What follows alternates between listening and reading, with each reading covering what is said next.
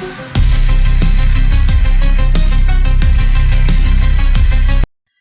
Everyone, कैसे हैं आप लोग। मैं हूँ आंचल शर्मा, स्वागत है आपका मेरे चैनल में।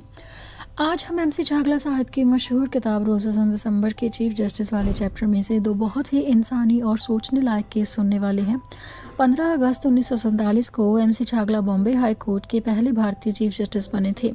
उन्होंने हाई कोर्ट की इज्जत बचाने के साथ साथ ऐसे केस देखे जिनमें कानून और न्याय आमने सामने खड़े हो गए।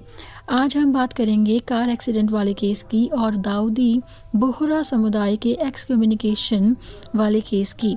साथ में एक यादगार वकील का किरदार भी आएगा। तो चलिए किताब की तरह खुद एमसी छागला साहब की ज़ुबानी सुनते हैं। एमसी छागला बोलते हैं, एक सुबह जब मैं अखबार पढ़ रहा था तो एक खबर ने मुझे झकझोर दिया। रात के अंधेरे में एक मोटर कार ड्राइवर ने एक छोटे से बच्चे को कुचल दिया। बच्चा मौके पर ही अपनी जान गंवा बैठा था। मजिस्ट्रेट कोर्ट ने ड्राइवर को दोषी तो माना, लेकिन सिर्फ कुछ 100 रुपये का जुर्माना लगा दिया। कोई जेल नहीं, कोई सख्त सज़ा भी नहीं दी गई। मुझे बहुत गुस्सा आया। एक निर्दोष बच्चे की जान चली गई और सज़ा इतनी हल्की दी गई। तो मैंने तुरंत पूरा रिकॉर्ड मंगवाया और सज़ा बढ़ाने का नोटिस जारी कर दिया। अब केस मेरे सामने आया। आरोपी की तरफ से बहस करने के लिए आए थे जो श्री खंडालावाला। उस समय बॉम्बे बार के एक होनहार, तेज और बहुत ही कुशल क्रिमिनल वकील थे वे।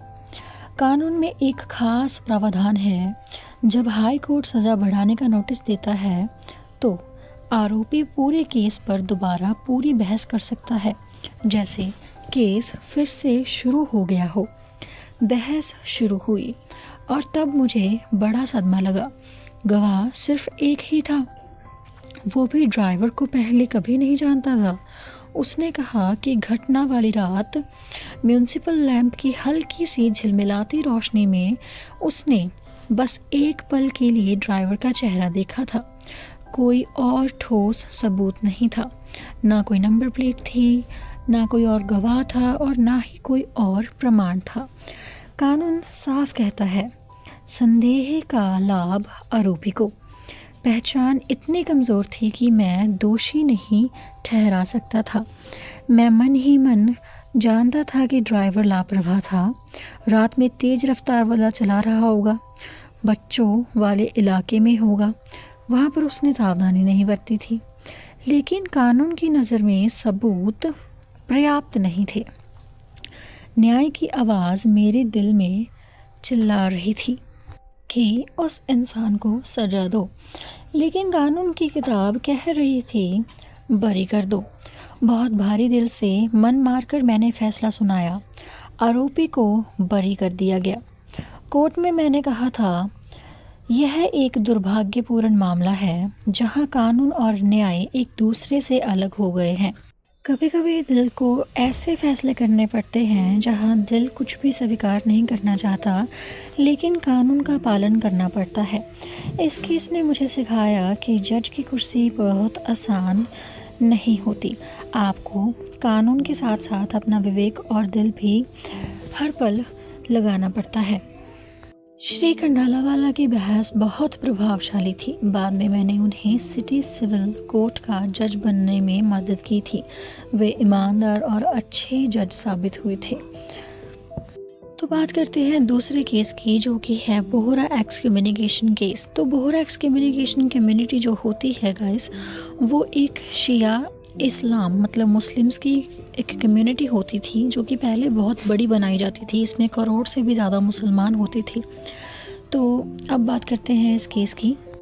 एमसी छागला कहते हैं कि ये दूसरा केस बहुत ही ज़्यादा विचार करने वाला था।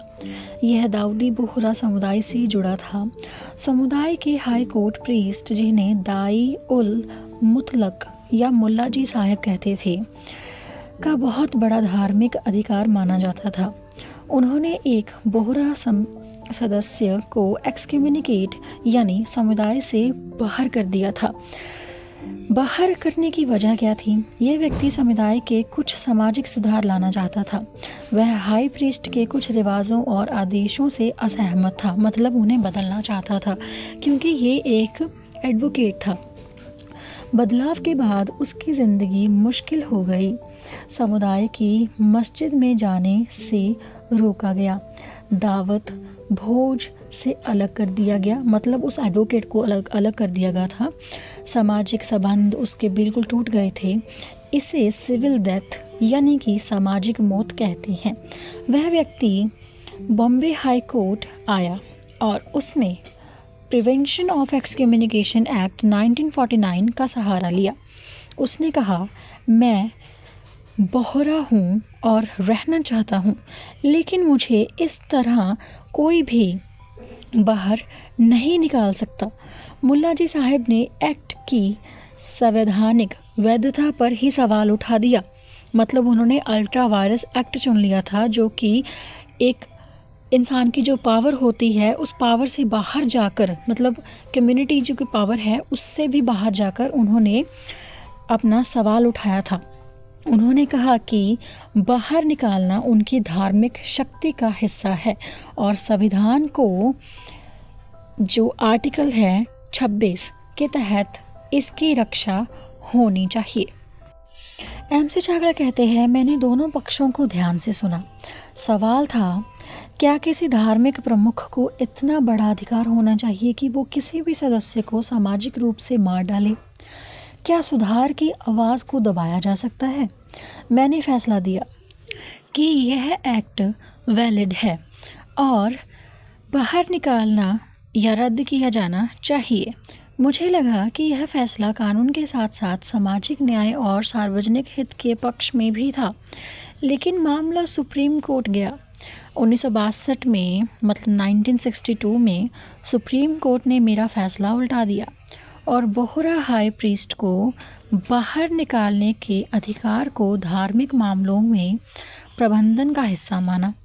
मैं आज भी मानता हूँ कि सुप्रीम कोर्ट ने इस मामले को बहुत ही नैरो माइंडेड, मतलब नैरो पर्सपेक्टिव के नज़रिए से देखा। व्यक्ति की स्वतंत्रता और बड़े सामाजिक हित को नज़रअंदाज कर दिया गया था।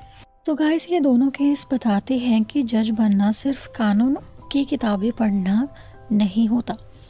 यह दिल, विवेक और सिद्धांतों की परीक्षा है। MC छागला साहब हमेशा न्याय और स्वतंत्रता के पक्ष में खड़े रहे थे।